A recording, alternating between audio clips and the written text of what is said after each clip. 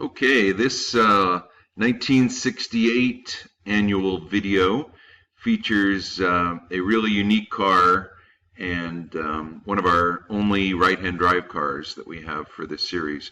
So 1968 was a unique year for a lot of aspects for Type 34 features, and one of them was, you can see here, the 68 color availables that Regatta Blue and Velour Red and Chinchilla were all unique colors for the 68 model year.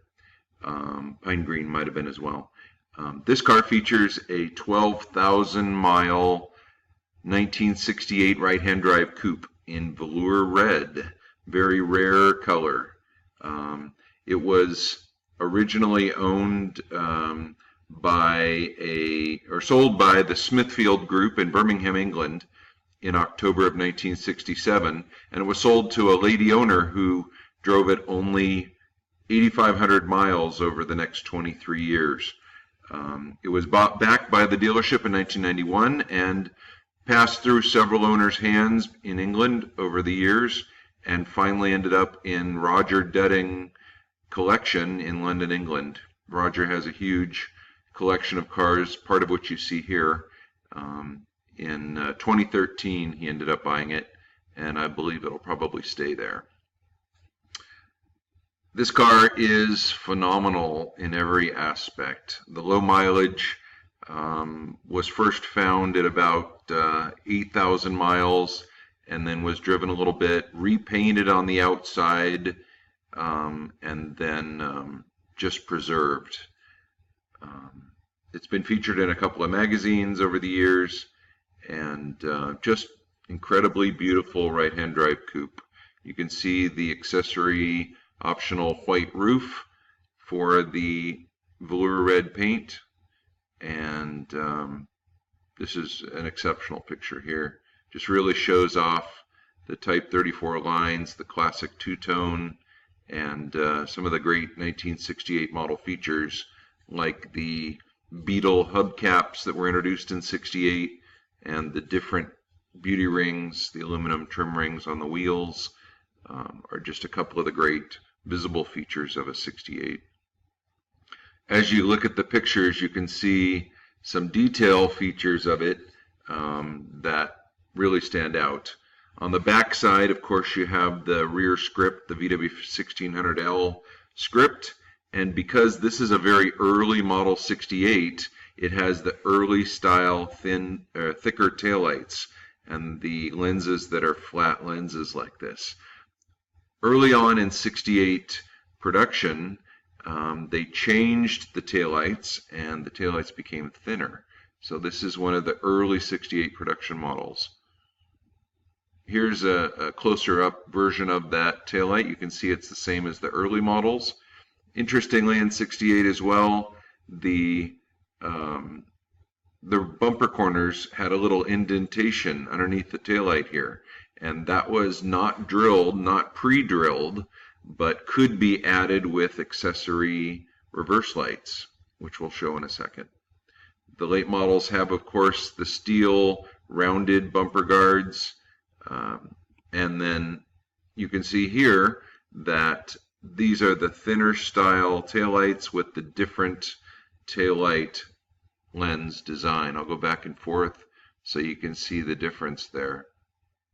This is a Regatta Blue version 68. The reverse lights, as you can see mounted here, go directly underneath the taillight, and that was an option in 68. The front end, you can't really see much difference over all the other years. Visibly, it looks the same. Beautiful, beautiful condition this car is. Again, the Beetle hubcaps were introduced in 1968, along with the unique 68 and 69 wheel trim rings. Inside the car, you've got dual heater setup that has both black knobs on the heater controls and the redesigned boot for that. You can see that the 68 model also has a cable design seatbelt system, which was added in with a real style wind-up mechanism on the outboard edges of the seats for a three-point harness on the seatbelts. Here's a beautiful view of the interior, just impeccably perfect. I've looked and couldn't find a single thing out of place in this car, as you might expect with a preserved original. Black leatherette interior, black door panels, black shift boots, black knobs, black gear shift knobs, dash knobs, all that are really unique. Now, in '68, they changed the style of the knobs to the ribbed style, like this, that came off the Beetles. And these were on the dash and were used through '68 and '69. These knobs also have icons in the center of these knobs. You can see there, and the cigarette lighter is the same way. The accessory optional third brake light warning light was on the dash. That was an optional item that came with a '68 if you wanted it. The cigar lighter icon is here, and you can see the introduction of a matching emergency flasher unit below that. '68's the last year for the chrome glove box push button. In '69, that turned into a black rubber piece. And here you can see the three-point harness seat belts that were available in '68. '68 also saw the introduction of an angled ignition setup here. So this is a flat Beetle style or Type 3 style ignition, and it changed the look of the lower dash pad here. You can see where it's a flat design versus the rounded style of the earlier cars.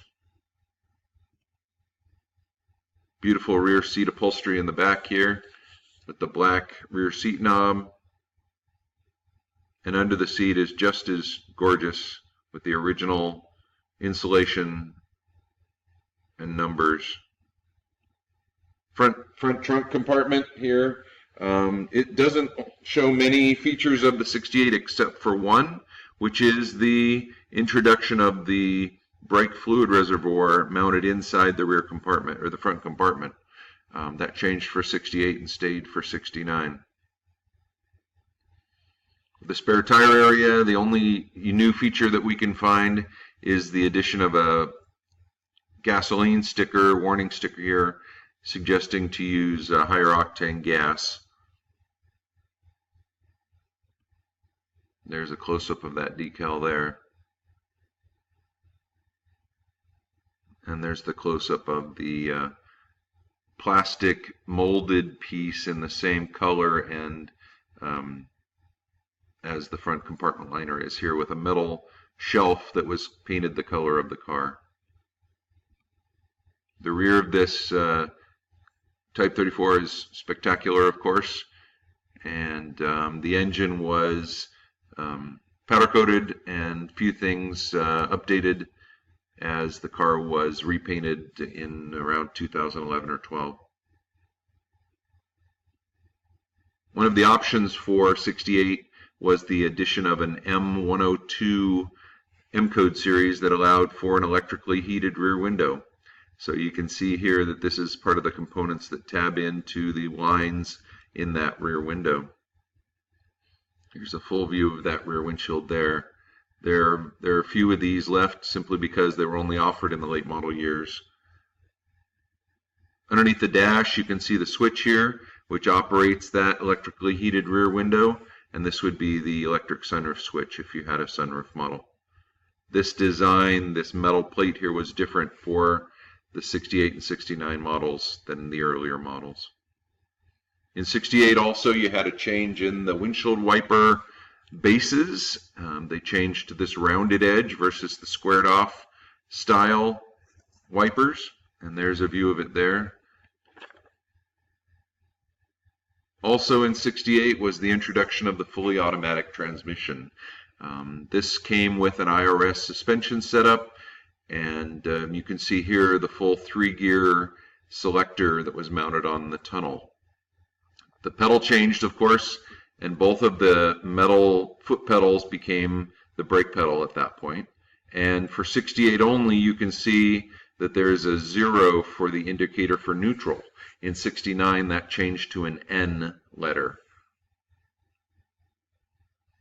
The automatic had, of course, the gear selector here, as well as the automatic transmission back here connected to the unique engine. You can see the transmission dipstick tube that scoots its way up into the engine compartment, so you can allow it to be checked. On the back in the right side, you had the automatic uppercase script in 69. That same script was lowercase letters, so this would be unique for 68.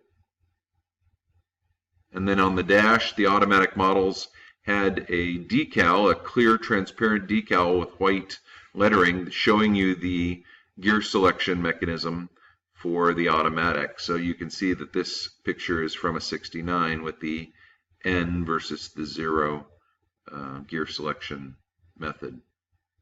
So in the engine bay, because the automatics had this dipstick here for the transmission, that was an automatic feature, and because of that, you had the IRS setup. The IRS meant that you no longer needed the engine hanger connected to the donut in this design that was part of the manual shift 1968 models, which was also available. So there was no donut connected to, nor a metal pin there to hold that donut for automatic models. In 69, this metal piece went away completely, and the engine bay became just a rectangle. If you look closely at the automatic engine in 68 here, you can see a spring here and some electrical pieces that plug down for the kick-down switch, which was an automatic feature. The carburetors for the automatic model were also unique, and there were never a fuel injection Type 34 automatic engine offered. Type 34s always came with carburetors. In 1968, one of the signs of an engine would be the rectangular shape of this air breather box here, which changed from 67 in a round design. So now that's pretty much it for the 68 models. There are a lot of other tiny options that changed over the years, including a satin finish horn ring, vinyl edging on the carpets instead of cloth edging, armrests where the handle portion was closed off instead of all the way through, and a few other unique tiny little features that we weren't able to find pictures of. So hope you enjoy the 68 video.